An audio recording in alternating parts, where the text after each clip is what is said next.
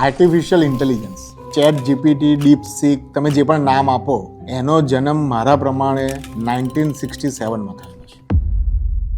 1967માં એક મૂવી આવે છે જેનું નામ છે 2001 સ્પેસ ઓડિસી.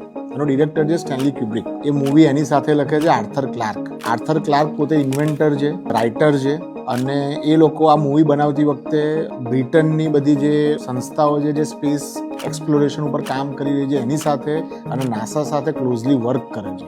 ઇન્ટરેસ્ટિંગલી મૂવી બને છે એની સાથે સાથે બુક પણ લખાય છે. હવે સ્પોઇલર છે, જેને આ મૂવી ના જોવે એ મૂવી જોજો ને પછી આ વિડીયો જોજો.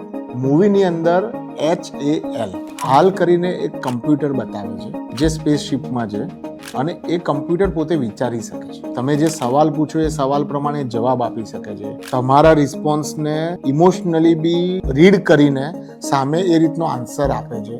એમાં એક સીન છે કે બે એસ્ટ્રોનોટ્સને એવું લાગે છે કે આ હાલ છે ને કંઈક આડું અવળું કરી રહ્યો છે, તો એ બંને જણા એવા રૂમમાં જાય છે જે જગ્યાથી અવાજ હાલને ના સંભળાય. તો હાલ એમના લીપ રીડ કરે છે અને સમજવા માંગે છે કે આ લોકો મારા વિશે શું વાત કરી રહ્યા છે. તો એમાં એ થોડું નેગેટિવ કેરેક્ટર તરીકે બતાવ્યું છે, પણ મારે તમને કેવું છે કે આર્ટિફિશિયલ ઇન્ટેલિજન્સ અને એમાં બી હજુ આગળનું સ્ટેપ કે એ લોકો આપણને મેનિપ્યુલેટ કરશે. કમ્પ્યુટર ઇન્ટેલિજન્સ આપણને મેનિપ્યુલેટ કરશે, આપણને ફાઇટ કરશે, અથવા એવું કંઈક કરશે કે જેને કારણે આપણે આપણો કોર્સ ઓફ એક્શન બદલીએ, આપણા કરતાં વધારે ઇન્ટેલિજન્ટલી વિચારશે.